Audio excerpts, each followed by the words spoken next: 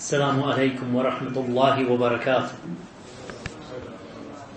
إن الحمد لله نحمده ونستعينه ونستغفره ونعوذ بالله من شرور أنفسنا ومن سيئات أعمالنا.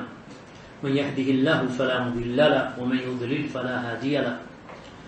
وأشهد أن لا إله إلا الله وحده لا شريك له وأشهد أن محمدا عبده ورسوله. أما بعد فإن أصدق الحديث كتاب الله وخير الهدي هدي محمد صلى الله عليه وعلى آله وصحبه وسلم وشر الأمور محدثاتها وكل محدثة بدعة وكل بدعة ضلالة وكل ضلالة في النار. أما بعد. So today, my brothers and sisters, which is Wednesday the 7th of July in the year of the Gregorian calendar 2021, which coincides with the 27th of Dhul Qa'dah in the year 1442 after the Hijrah. And we are here today at this Markaz Al-Mubarak, this Markaz that is a blessing for Ahlul Sunnati wal Jama'ah in the city of Islamabad, the capital of Pakistan, named after that great Imam Ad-Darimi rahimahullah, who died in the year 255 after the Hijrah, the great Imam, the Muhaddith, the scholar of Sunnah, the rectifier of the Aqeedah, the refuter of the people of misguidance and bid'ah, in that tremendous work of his, Ar-Radd al-Jahmiyyah, amongst other works in which he has refuted the people known as the Jahmiyyah, the deniers of the Tawheed of al-Asma wa Sifat, of the deniers of the Tawheed, of the names and attributes of Allah subhanahu wa ta'ala. And amongst that he has, of course, many other works.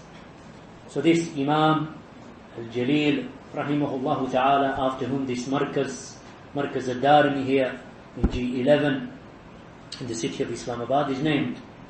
The topic today that has been advertised is advice to those who have turned to the way of the Salaf. Now the way of the Salaf, of course, is the way that is Ahkam, A'lam, Aslam. It is the way, my brothers and sisters, the path of wisdom, and the path that is the most knowledgeable, and the path that is the safest. And that is the path of the Salaf of this Ummah, and in accordance to the hadith of the Prophet sallallahu alaihi wasallam, خير الناس قرني ثم الذين يلونهم ثم الذين يلونهم. Or as he said sallallahu alaihi wasallam, that the best of mankind is my generation, then those who come after them, then those who come after them. As occurs in a hadith of the Messenger of Allah sallallahu alaihi wasallam, when he was asked who is the best of mankind, he said, Ana, I am. ثم الذين على الأثر ثم الذين على الأثر. That I am the best of mankind. And then he said, وَالَّذِينَ مَعِي, and then those who are with me. ثُمَّ الَّذِينَ عَلَى الْأَثَرِ, then those who follow that path, and then those who follow that path. Referring here to the first three generations of the Muslims, and they are referred to as the Salaf of this Ummah. They are the ones who preserved this religion, protected this religion. They are the ones about whom Abdullah bin Mas'ud radiyallahu anhu said that indeed Allah subhanahu wa ta'ala looked into the hearts of mankind and found the best of hearts to be the heart of Muhammad sallallahu alayhi wasallam. So he chose him as his messenger and sent him with the final message, the Risalah. And then Allah subhanahu wa ta'ala looked into the hearts of mankind after that and found the best of the hearts to be the hearts of his companions radiyallahu anhum ajma'een. So Allah subhanahu wa ta'ala sent them as ministers of his religion, as companions of Muhammad sallallahu alayhi wasallam, as defenders and propagators of this deen. So whatsoever he said they hold to be good, then it is good, and whatever they hold to be evil, then it is evil. So they are the best of all of mankind, the Sahaba radiyallahu anhum, then those who follow them, then those who follow them.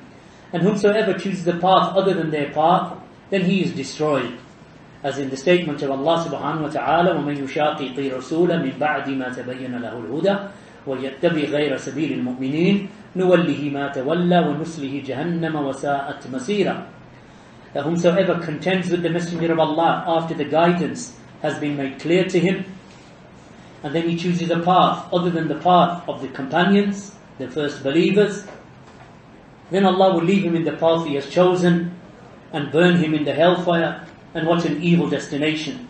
So in this ayah, Allah subhanahu wa ta'ala singles out the Messenger of Allah and the sabil of the Sahaba radiallahu anhum, as Allah does in several verses of the Quran, and we mentioned some of them last week.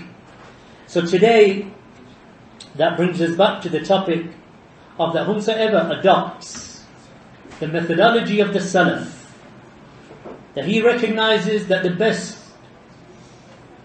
of all of mankind are the Sahaba, and those who come after them, then those who come after them, and he wishes that to be his methodology, his manhaj, and he wishes to be upon their aqeedah, and he has resolved to remain upon that, then what advice do we give to that person who has made that decision?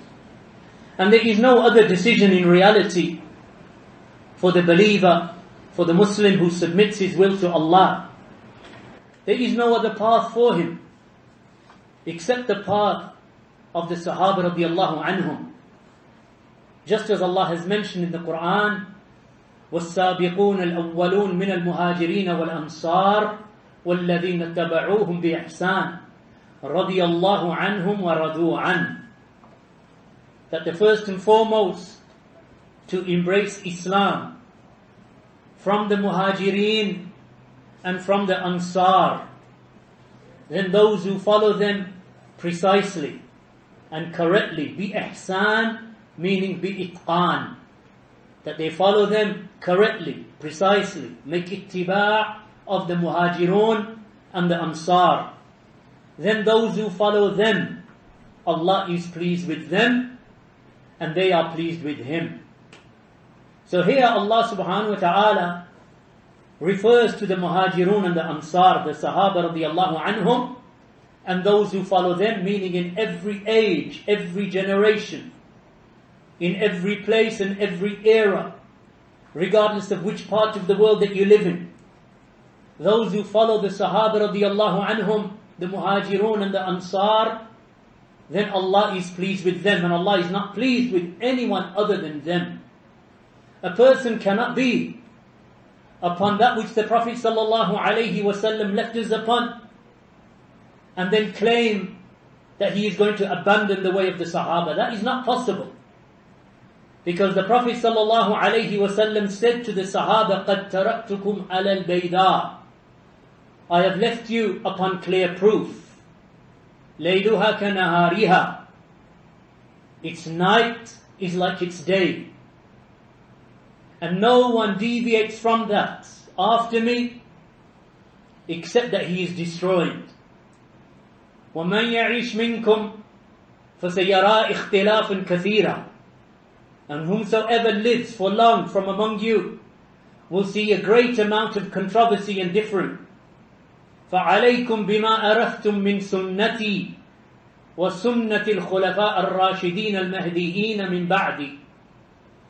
So stick to that which you know of my sunnah, and the sunnah of the rightly guided caliphs after me, meaning the Sahaba, Abu Bakr and Umar and Uthman and Ali. Bite onto that, abdu alayha bin nawajid, and bite onto that with your molar teeth. وَإِيَّاكُمْ وَمُحْدَثَاتِ الْأُمُورِ, and beware of the newly invented matters, meaning beware of that which opposes the sunnah of the Prophet and the sunnah of those Sahaba radiallahu anhum. For indeed every innovation is misguidance. So the path that we have embarked upon and the path that we have chosen, it is the path of the Sayyid sect.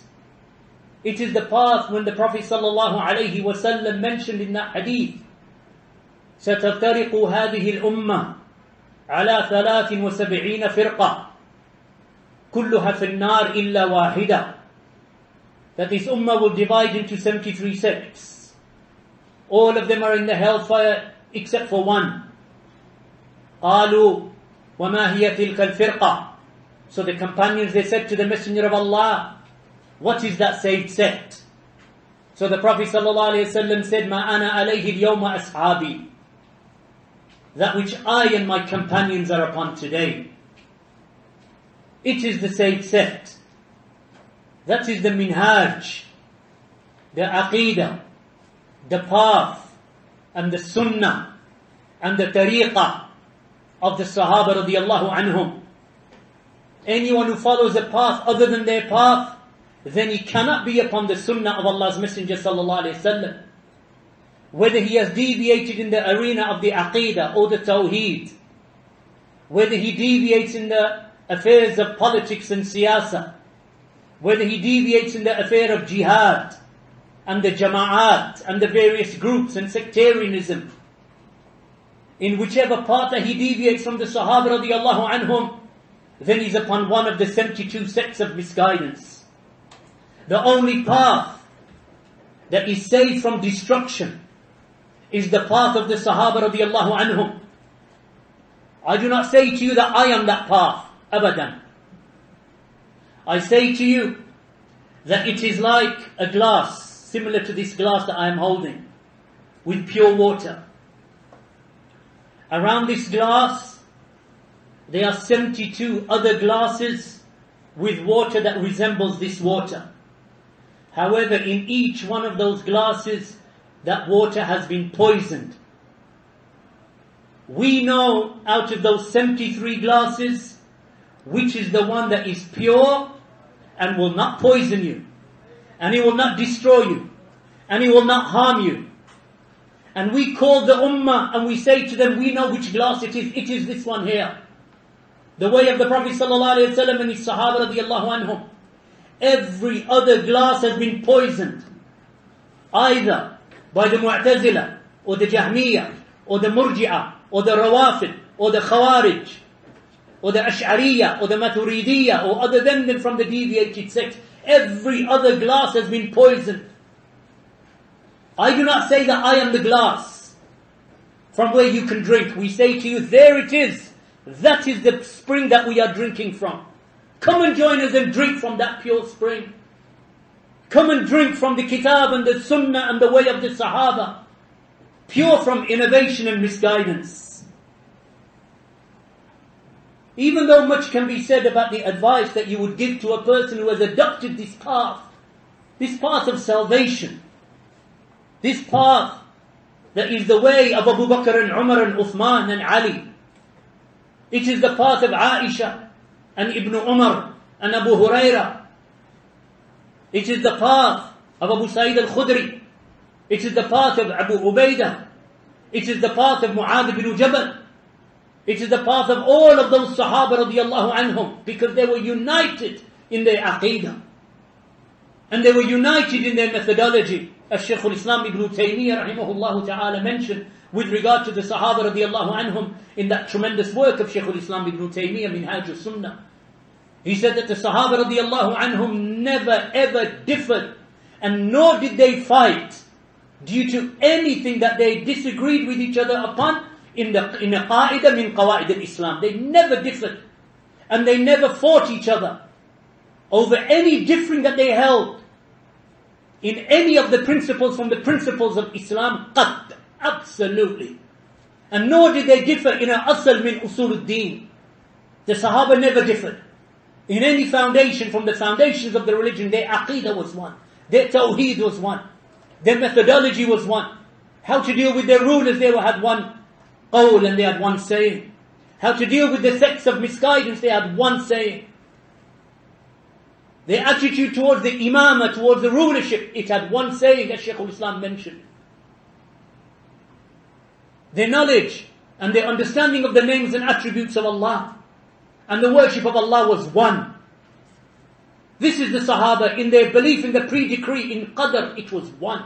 In their knowledge of the unseen, Yawm al-Qiyamah, the bridge over the hellfire, the weighing of the deeds, the mizan, the belief in paradise and the belief in the hellfire, their belief in the angels. It was one aqidah that they held. So why would anyone choose a path other than this? because of emotion, because of the political atmosphere in the world today, that you will abandon your religion, you will abandon the way of the Sahaba, you will follow your anger and your emotions and what the news drags you towards and what social media is telling you. This was never the way of the Sahaba. The Sahaba, in times of hardship and in times of ease, they held to the rope of Allah. وَاعْتَسِمُوا بِحَبْلِ اللَّهِ جَمِيعًا. Hold on, all of you, together to the rope of Allah. This was the way of the Sahaba radiallahu anhum. وَلَا تَفَرَّقُوا. And do not divide amongst yourselves. The Sahaba, in times of bitterness, in times when things became harsh upon them and difficult for them, they remembered what the Prophet sallallahu alaihi wasallam said. They asked the Prophet sallallahu alaihi wasallam about a ruler. He said, obey him. Hear him and obey him. Have sabr. They said, Ya Rasulullah, we are not asking about that type of ruler. We are asking about the ruler who is tyrannical.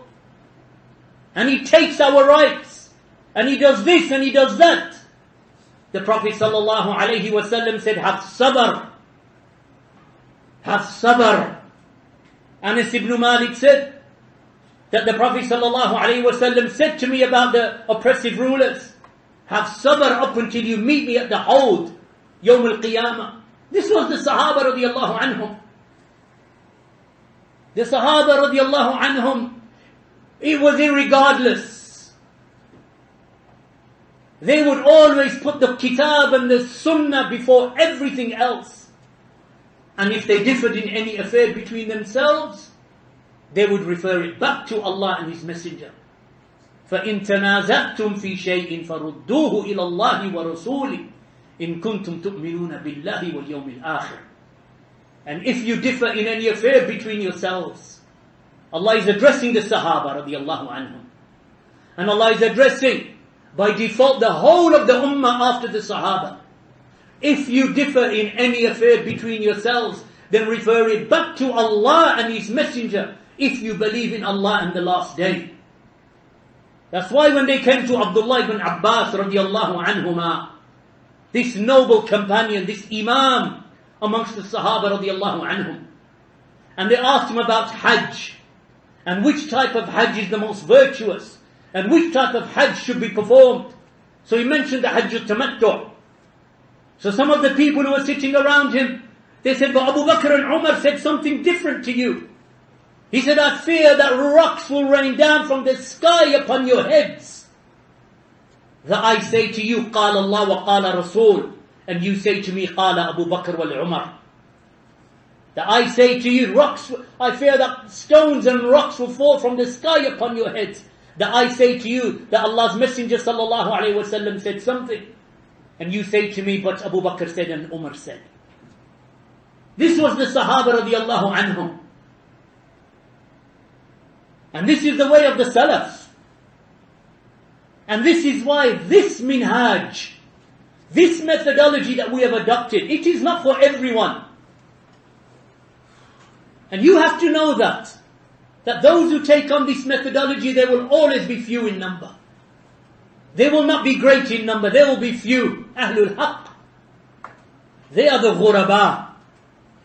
The Prophet sallallahu alaihi wasallam said that Islam began as something strange, and it will return just as it began as something strange.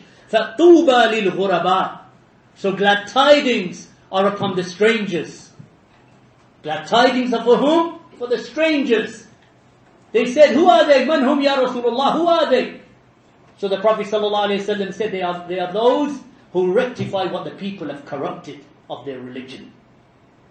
So the ghuraba, those who follow the way of the Sahaba, that they are few in number. After the time of the Sahaba radiallahu anhum, that was the golden age of Islam. Imam al-Bukhari mentions a narration that at the death of the Prophet sallallahu alaihi wasallam, there were 114,000 companions. That was the golden age of Islam. Then came the Tabi'een, who numbered over 100,000, maybe more than that. Then the Atba'u Tabi'een. Then the era of the great Imams, the likes of Malik ibn Anas, Ibrahim al-Nakhai, Fudayl ibn Iyad, Imam Shafi'i, the likes of Abdullah ibn Mubarak, Sufyan al-Thawri, Sufyan ibn Uyayna, the likes of Ahmad ibn Hanbal, the likes of Al-Bukhari, Muslim, Abu Dawood, At-Tirmidhi, An-Nasa'i, Ibn Majah, Barbahari, Ibn Battah, Ibn Abi Dawood al-Sijistani, the golden era of the Imams and the golden era of Islam. But as bid'ah began to grow because of the ignorance of the people and their following of their desires and the following of their emotions and their rebellion against the Muslim rulers because they saw tyranny in them, you saw the fabric of Islam begin to tear apart. And it has not stopped till this day. So those who adhered to the truth were few in number. And those who were upon misguidance became great in number. Up until the people of Haqq were strangers in their own home, as they are today. So the one who follows the Kitab and the Sunnah and the way of the Sahaba is a stranger in his home today. You'll find one in a family, maybe one in a village, maybe two in a tribe, maybe three in a township, maybe four in a sector. That's what you find. And they are surrounded by all of the sects of misguidance, 72 sects swimming around them, warning against them, angry with them, calling the people against them. Because Ahlul Haqq and the people of truth are few in number. It is one sect out of 73. They are the strangers. As the Prophet ﷺ said, that they are few who obey them, and there are many who disobey them. This is the reality. Sometimes you find a wife, she is the one who is the stranger, whilst her husband is upon misguidance, and her father is upon misguidance, and her children upon misguidance, and her brothers are upon misguidance, and she, one woman, miskina, is upon the haqq. And that is possible, and that is something that is a reality in our times. But it is not something that is only in this time. This has also happened in the past. In the time of Ahmad ibn Hanbal, the great Imam of Ahlul Sunnah, how many people were holding on to the Aqidatul Sahihah? When everyone crumbled, Ahmad ibn Hanbal stood firm. They beat him and they tortured him and they imprisoned him and they whipped him. But he stood firm. This is the Aqidatul Salafiyah. And this is what the minhaj of the Salaf, the methodology of the Salaf requires. Where will you find this information today? You will find it in the books of Aqidah, in the books of Creed that are present till this day. The books of Ahmad ibn Hanbal, Usul al-Sunnah, the books of Abu Hatim and Abu Razi, Abu Hatim and Abu Zur'a al-Raziyain, Asl al-Sunnah. All of these books from the first 3 centuries and the first 4 centuries. Al-Ibana of Ibn Battah, Al-Ha'iyah of Ibn Abi Dawud al-Sijistani, Sharh al-Sunnah of Barbahari, Al-Sunnah of Abdullah bin Ahmad, Al-Sunnah of Al-Muzani, Sharh Usul al-I'tiqad of Al-Lalikai, Aqidat al-Salaf Ashab al-Hadith of Al-Sabuni, Radal al-Jahmiyyah of Al-Darimi, Radal al-Jahmiyyah of Al-Zanadiq of Ahmad ibn Hanbal. Where are these books being taught today? Sometimes when we mention these books, people look at you confused. Because they've never heard of them before. They've never heard of these books before. Because these groups and these parties and these political organizations, that they keep their followers away from the books of the Salaf. These books of Aqidah. These books that bind us together to the Aqidah of the Sahaba radiallahu anhum. Where are these books today? Are they finished? Are they disappeared? Are they lost? No, they're not. They are present. And they have been written by those Imams. Open up, even in those books of Hadith that you find. Open up Kitab al-Sunnah in the Sunan of Abu Dawood. How many of these groups tell you to read the Kitab al-Sunnah from Abu Dawood? None of them. Read Kitab al-Sunnah of Ibn Majah, at the beginning of Ibn Majah, of the Sunnah of Ibn Majah. How many of those groups tell you to read those? Why? Because when you start reading them, you will leave those groups.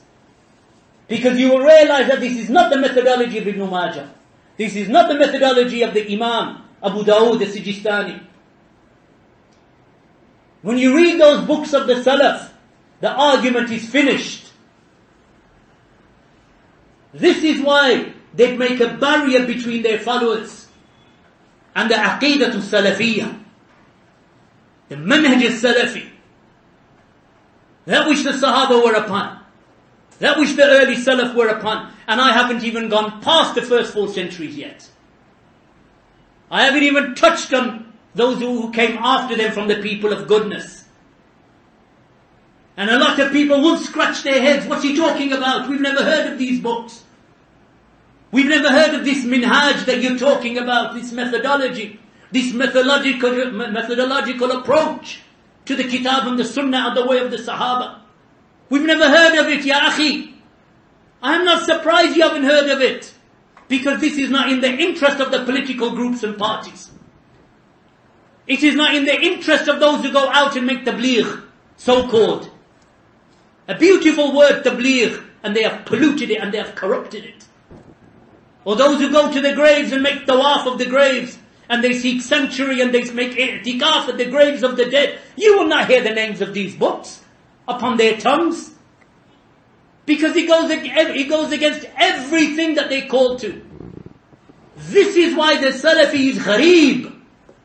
This is why the Salafi is the stranger. And this is why for the strangers, the ghuraba is the tuba, is the tree in paradise whose trunk is made out of gold.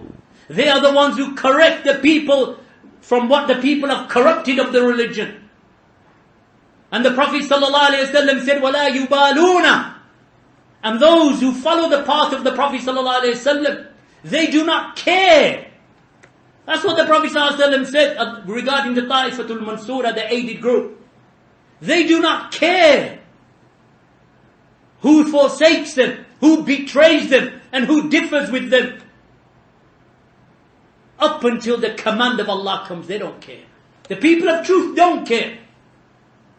And they don't fear the blame of the blamers, because they strive fi sabilillah for Allah subhanahu wa ta'ala.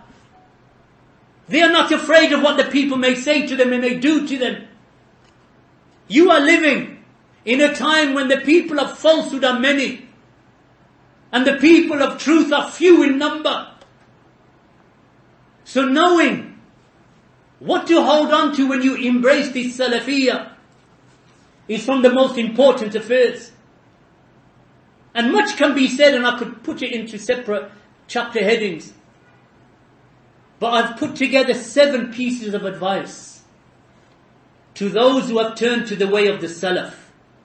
Number 1, be ardent in becoming a student of knowledge, seeking by that nothing but the face of Allah and His paradise. Number 2, cling to the Jama'ah, and they are Ahlul Haqq, the people of truth. Number 3, seek out the Salafis, the people of Sunnah, the Ghuraba, wherever you are, and do not separate from them. And do not be deceived by the parties and groups around you. Number 4, recognize the scholars of Salafiyah and those who take from those scholars, and know that those scholars and those people, they are people of Hadith, the true Ahlul Hadith. They are the saved sect, Firqatul Najiyah, and they are the aided group at Ta'ifatul Mansura. Advice number 5, know that this knowledge, it is deen, it is religion. So consider from whom you take your religion.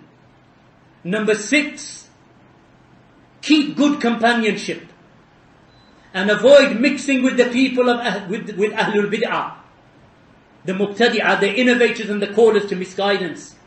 Keep good company and don't mix with the people of Bid'ah. Number 7, be steadfast upon the truth. And do not fear the blame of the blamers. Do not fear those who oppose you.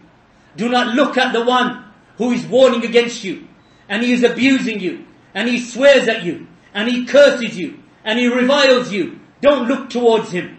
Fear Allah subhanahu wa ta'ala, and be steadfast upon the haqq. Let me break down each of those in the few minutes that we have before us. The first point that I mentioned was be ardent. Have hirs in becoming a student of knowledge at talibul ilm.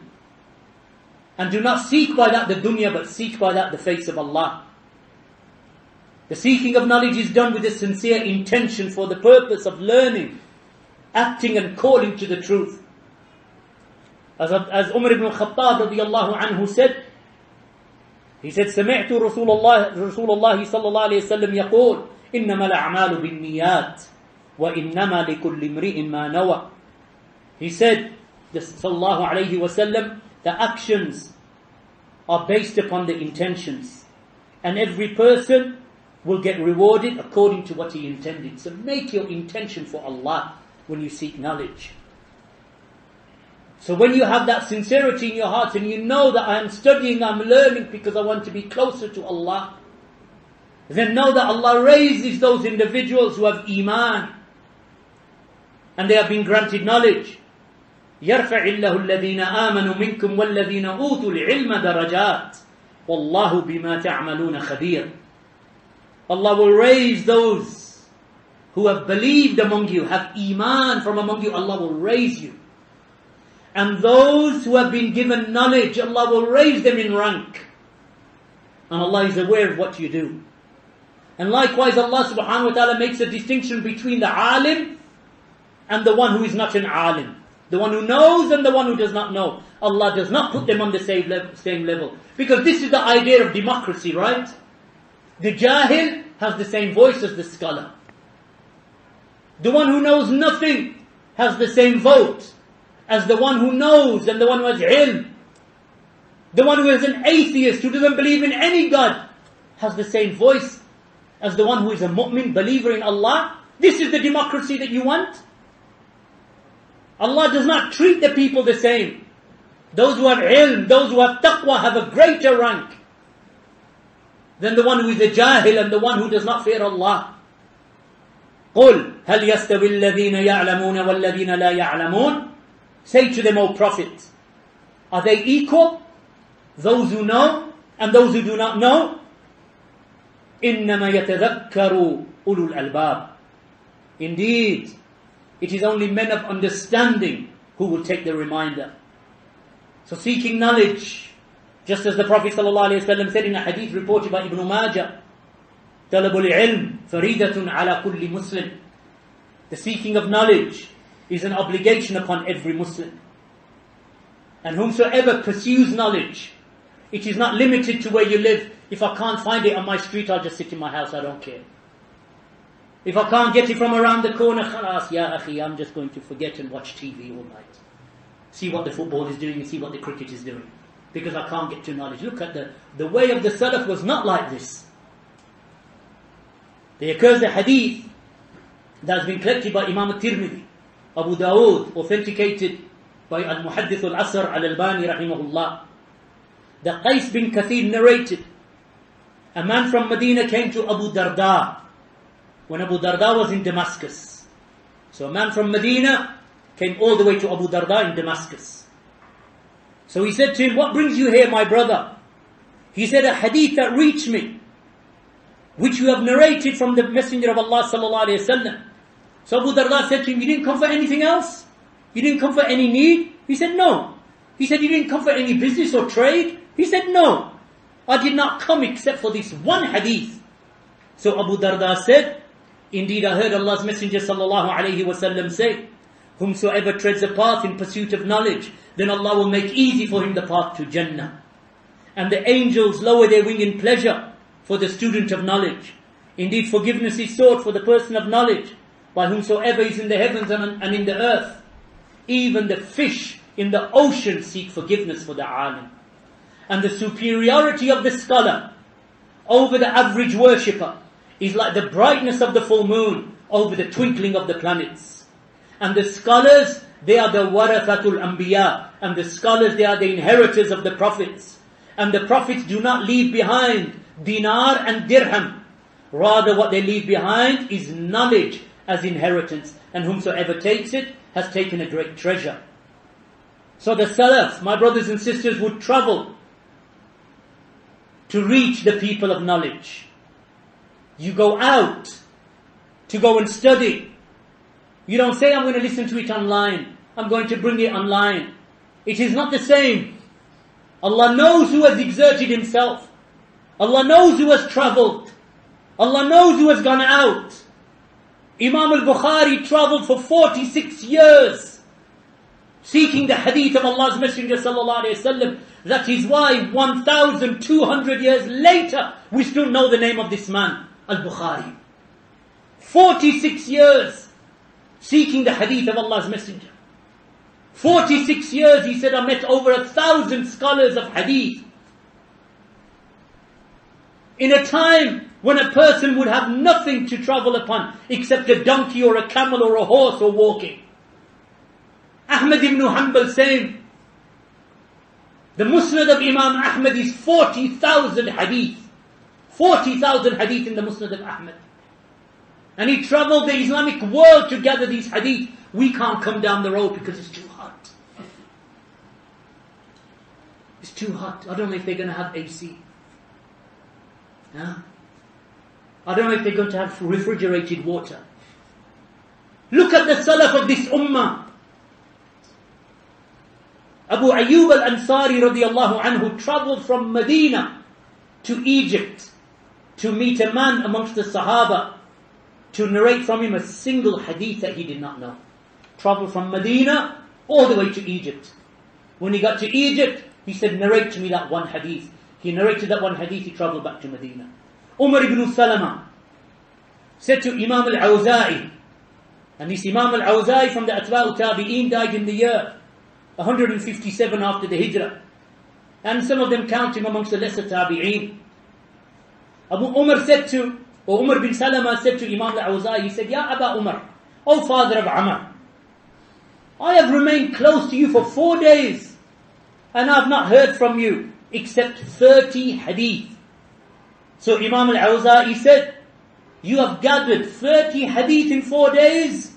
Indeed, Jabir bin Abdullah radiyallahu anhuma travelled to Egypt and he purchased a riding beast and rode up until he reached Uqba ibn Amir in Egypt to gather one hadith.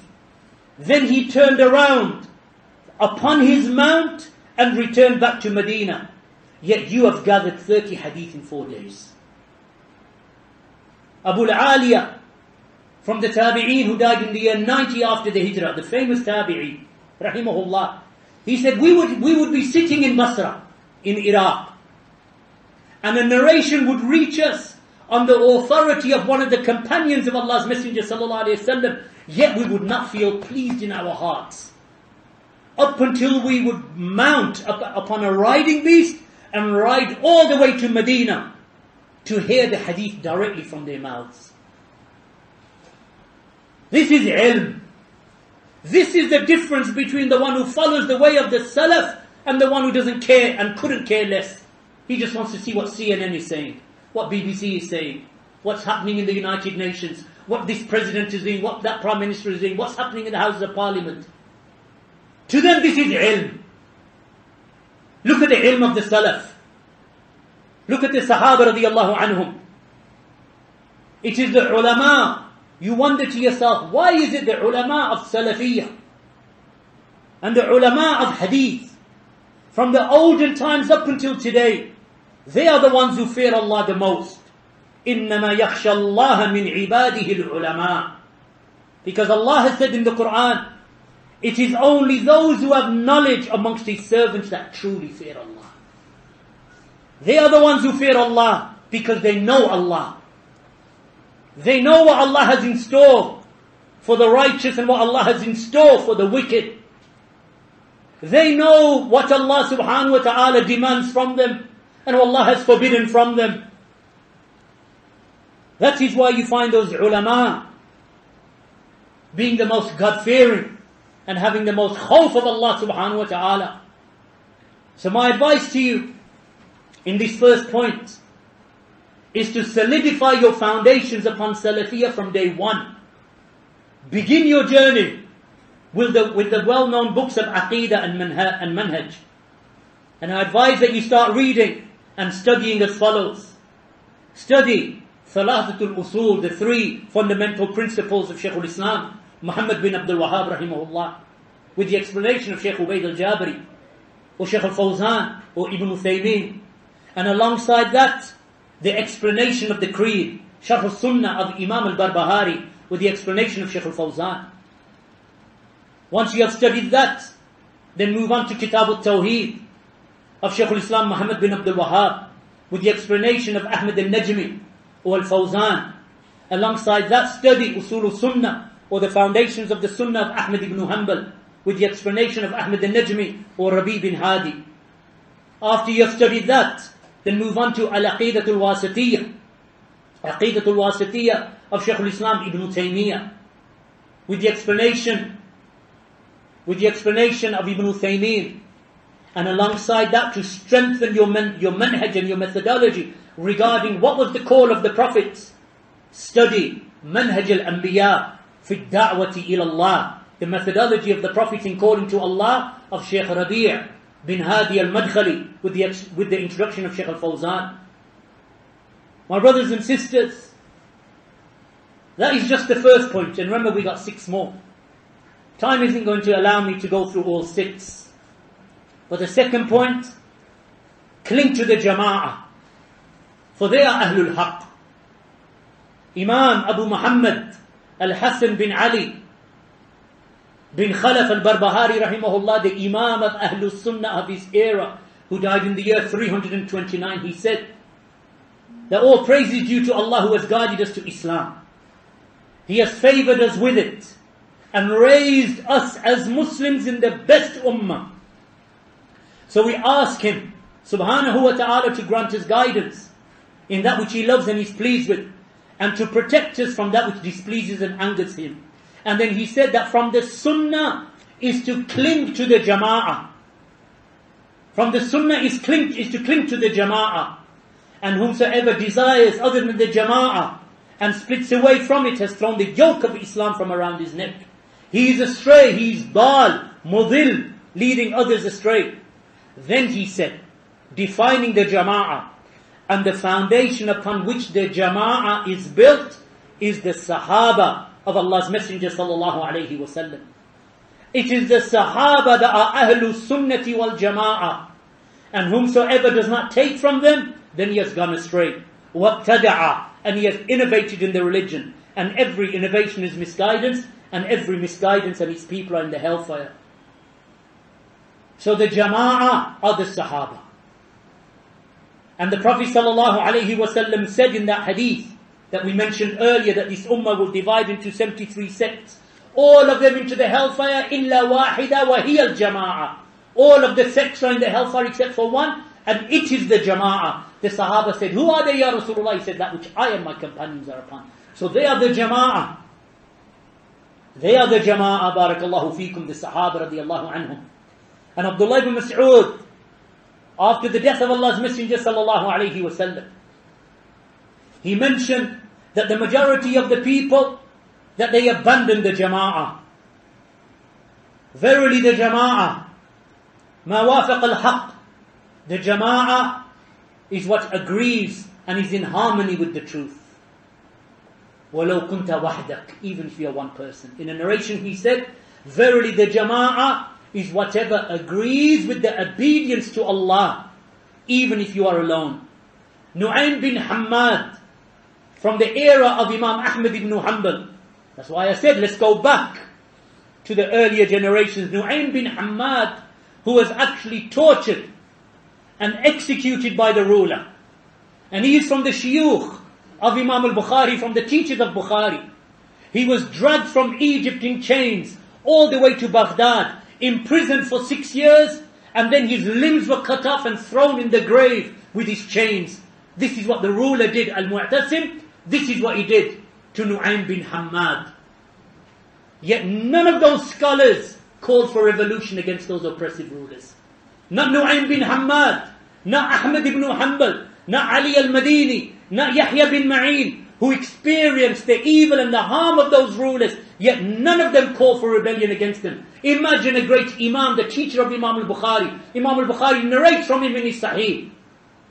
Ahmad ibn Hanbal praised him and the scholars, they praised him. Nu'aym bin Hammad, rahimahullah ta'ala.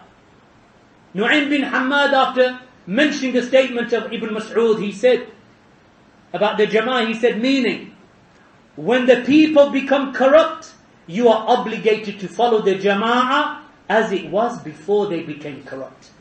Even if you are alone. Because in that situation, you are the Jama'ah. As long as you do what? As long as you hold on to the truth. The third piece of advice is to seek out the Salafis wherever you are. Find out who the Salafis are in your town, in your village, in your country, in your family.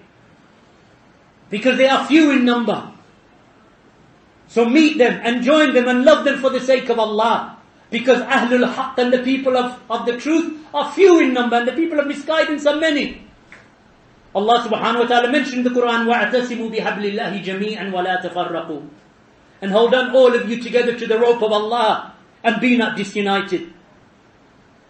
The rope of Allah, that is the way of the Sahaba. That is the book of Allah. That is the sunnah of Allah's messenger. That is Tawheed. That is Aqeedah. Ibn Taymiyyah mentioned all of these things.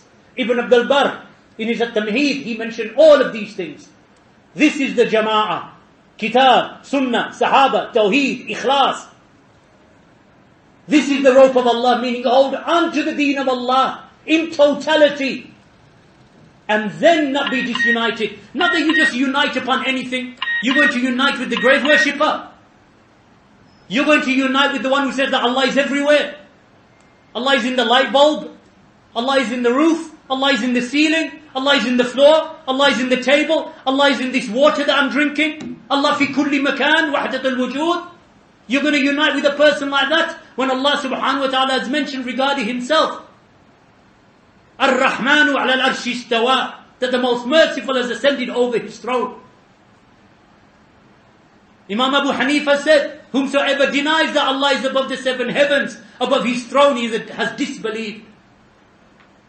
Whomsoever denies that Allah ascended over his throne has disbelieved. And whomsoever says that I do not know where the throne is, then he has disbelieved. All three statements from the Imam Abu Hanifa rahimahullah. In accordance with the ijma' of the Salaf.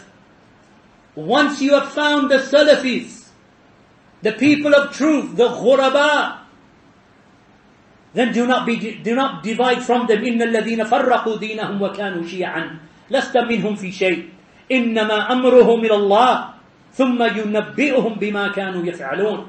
Indeed, those who have divided their religion and they have become sects, you, O Muhammad, have nothing to do with them in the least.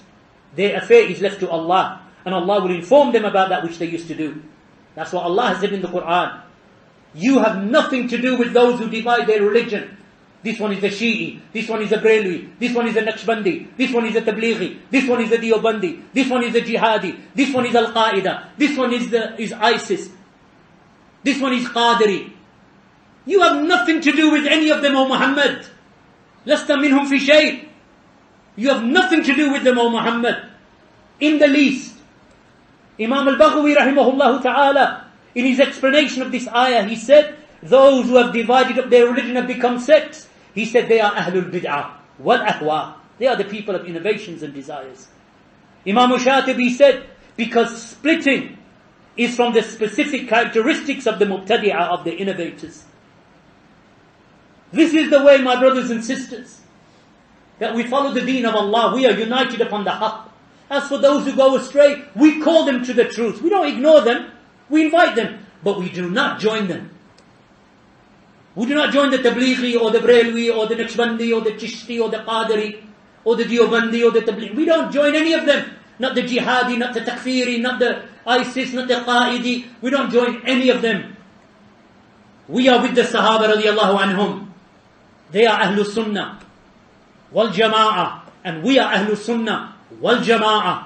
We are with the Sahaba. We are with Abu Hanifa. We are with Malik. We are with Shafi. We are with Ahmed bin Hanbal. We are with Bukhari. We are with Muslim. We are with At-Tirmidhi, Ibn Majah, An-Nasa'i, Ibn Taymiyyah, Ibn Qayyim, Abdul Ghani al-Maqdisi. We are with all of them. We are with Bin Baz, with Ibn Uthaymeen, with Al-Albani, with Muqbil, with Rabi', with Abdul Muhsin, with Al-Fawzan. These is the silsila that takes us back to the wahi, to the revelation from Allah subhanahu wa ta'ala, the kitab and the sunnah. So we do not divide after we know the truth.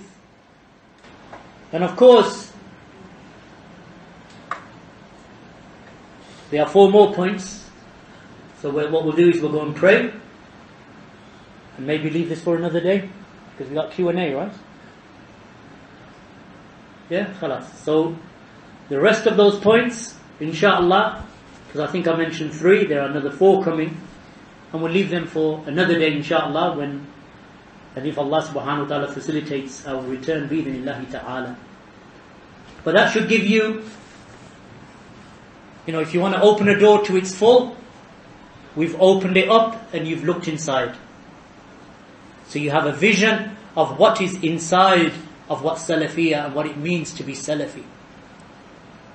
Once you step through the door and you come over the threshold, wallahi, what your heart is filled with iman and joy. There is nothing like it. No woman, no wealth, no power, no money. The satisfaction and the tranquility that Allah places in your heart because of this da'wah, you will not find it anywhere. That's why we eat, we live, we breathe Salafi da'wah. Barakallahu feekum walhamdulillahi rabbil alameen wa sallallahu ala nabiyyina Muhammad wa ala alihi wa sahbihi ajma'in.